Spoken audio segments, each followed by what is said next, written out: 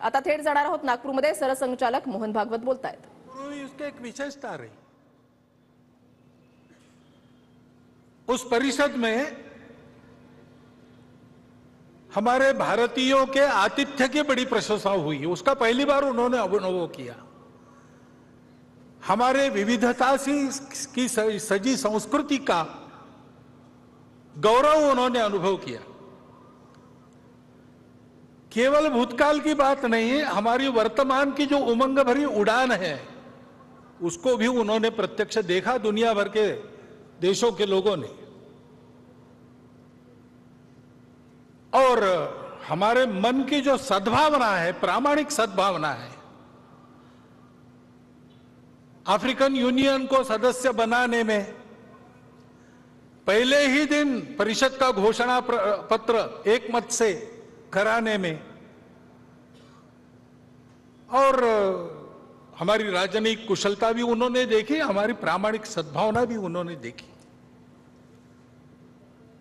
विशेषकर आर्थिक विषयों पर केंद्रित जो परिषद होती थी उसमें पहली बार वसुधैव कुटुंबकम की बात कही गई। महिलाओं के उन्नति की, महिलाओं के नेतृत्व की बात कही गई, और वो मानव केंद्रित बात हो गई। उसमें करुणा के ग्लोबलाइजेशन की बात भी यहां जो C20 हुआ था वहां रखी गई थी। ऐसा एक प्रसंग हमको एक झलक देके गया कि हमारा स्थान आज दुनिया में क्या बना है। हमारे नेतृत्व के कारण भारत का एक विशिष्ट स्थान दुनिया के अग्रणी देशों में बन गया। इसको हमने अनुभव किया। ऐसा अभिनंदनीय कार्य हमारे सामने हुआ है। और केवल उसी इसमें नहीं, हमारे खिलाड़ी भी इस बार आशियाई खेल हुए। 100 से अधिक, इस भाषण को लिखते तक 107 पदक, 28 स्वर्ण, रौप्य पदक 38 और 41 कांस्य हमारे खिलाड़ियों ने जीते। हमारा देश सब क्षेत्रों में आगे बढ़ रहा है, ये हम देख रहे हैं। आर्थिक स्थिति भी हमारी, हम 5वें नंबर पर 10वें से ऊपर उठकर आ गए इकोनॉमी। डिजिटल टेक्नोलॉजी का हमने उपयोग किया गरीबों के कल्याण में, सारी योजनाएं नीचे तक पहुंची, उसके लाभ, ये सारी बातें हमने की। स्टार्टअप्स की क्रांति जैसे हो गई सभी क्षेत्रों में, केवल टेक्नोलॉजी में नहीं, कृषि हो, स्पेस हो, डिफेंस हो, सर्वत्र ये प्रगति भी हमने देखी है। और इसलिए हमको बड़ा आनंद लगता है कि हाँ, आगे बढ़ रहे, और केवल भौतिक बातों में नहीं, राष्ट्र का पुरुषार्थ उस राष्ट्र की अपनी धरोहर के आधार पर अपने वैश्विक प्रयोजन के सिद्ध करने वाले आदर्शों के आधार पर होती है।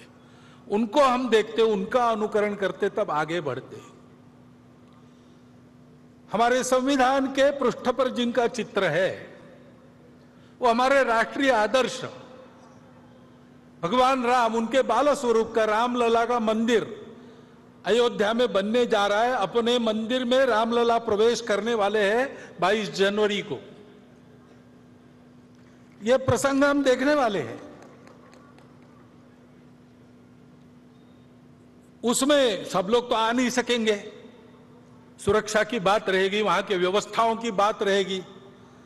धीरे धीरे बाद में जाएंगे अपनी अपनी सुविधा से, परंतु उस दिन अपने सारे देश में हम अपने अपने जगह, अपने छोटे छोटे मंदिरों में ऐसा वातावरण बना सकते हैं। भगवान राम धर्म की मर्यादा के प्रतीक है। समाज में सब लोगों को अपनाने वाले भगवान राम थे। भगवान राम करुणा के प्रतीक है। इन सब बातों को ध्यान में रखते हुए ऐसा आत्मीयता का, सर्वसमावेशकता का, समरसता का, प्रेम का, स्नेह का वातावरण, धार्मिकता का वातावरण सर्वदेश में बने ऐसे छोटे छोटे कार्यक्रम अपने जगह पर तो हम कर ही सकते हैं, परंतु ये सारे प्रसंग भारत का एक अमृत काल देखने का सौभाग्य हम सबको मिला है और इसलिए शताब्दियों की संकट परंपरा को पार हमने किया है और हम आगे बढ़ रहे हैं, ऐसा ध्यान में आता है। हमने सदाचार अहिंसा की शिक्षा देने वाले भगवान महावीर जी का 2550वां वर्ष हम संपन्न कर रहे हैं। हिंदवी स्वराज्य के संस्थापक छत्रपति शिवाजी महाराज, इनका 350वां वर्ष हम संपन्न कर रहे। महर्षि दयानंद सरस्वती जिन्होंने अंग्रेजों के गुलामी से मुक्त होने के लिए, योग्य बनने के लिए हमको फिर से अपने मूल की ओर खींचा और उसकी स्पष्ट और यथार्थ कल्पना दी, रूढ़ी कुरीतियों को बाजू रखकर वास्तविक अर्थ क्या है वो बताया। उनका 200वां वर्ष हम संपन्न कर रहे। ऐसे ही रानी दुर्गावती, भारतीय महिलाओं की शक्ति, उद्यम, साहस, धैर्य, बुद्धि, शक्ति, पराक्रम, प्रशासकीय कुशलता, प्रजाहित दक्षता, इसका परिचय देने वाली उनका 500वां वर्ष और साथ साथ भक्ति का परिचय देने वाली संत मीराबाई, इनका 550वां वर्ष। ये अभी हम संपन्न करने वाले हैं, आगे उनका वर्ष है। ऐसे ही अपने राजनीतिक प्रशासन की कुशलता के साथ साथ, प्रजाहित दक्षता के साथ साथ, जो अपने जीवन को सामाजिक विषमता के निर्मूलन के लिए लगा चुके, ऐसे कोल्हापुर के छत्रपति शाहू महाराज का, उनका भी 150वां जयंती वर्ष हम मना रहे। अभी अभी हमने संपन्न किया, तमिलनाडु में एक संत हो गए, वल्ललार जी, श्री रामलिंगम वल्ललार जी। उन्होंने अपने जवानी से ही स्वतंत्रता की अलग समाज में जगाना प्रारंभ किया। उन्होंने कहा कि हमारे देश में जो दरिद्रता दिख रही, भूखे लोग दिख रहे, वो अंग्रेजों के गुलामी के प्रतीक है और उसका उपाय मैं करूंगा। तो उन्होंने पहले अन्नदान प्रारंभ किया।